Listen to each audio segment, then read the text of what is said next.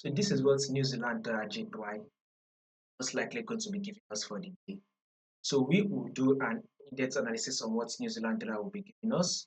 So if you are yet to subscribe to the channel, if you are new and you've not yet subscribed, make sure you do what to click on the subscribe button, like and share.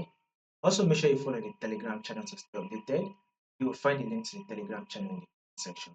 Now let's start with our trend on our New Zealand. So before we take a trade, we need to go to our daily time frame, zoom it out to know what the trend is. And you can clearly see that this trend is trending to the upside.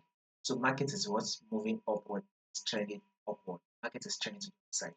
Now, market push up right.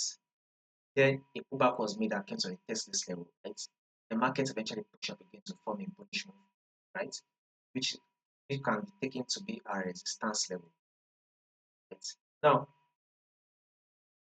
market eventually was drop back to our support level. You can see.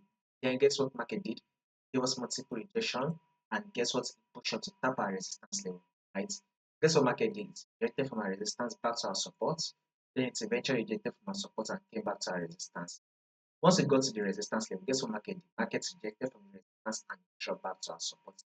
Now that it has dropped back to our support level, we are expecting market to continue to drop so it is able to tap what? Our resistance level. So guys, this is to tell you that we'll be expecting that bullish move on New Zealand JPY. It is able to tap a level of 94. So currently it is trading at 92, a level of 90.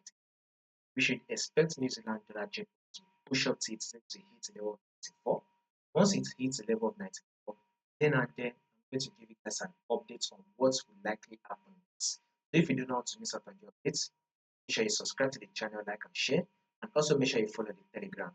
You'll find a link to the Telegram in the comment section.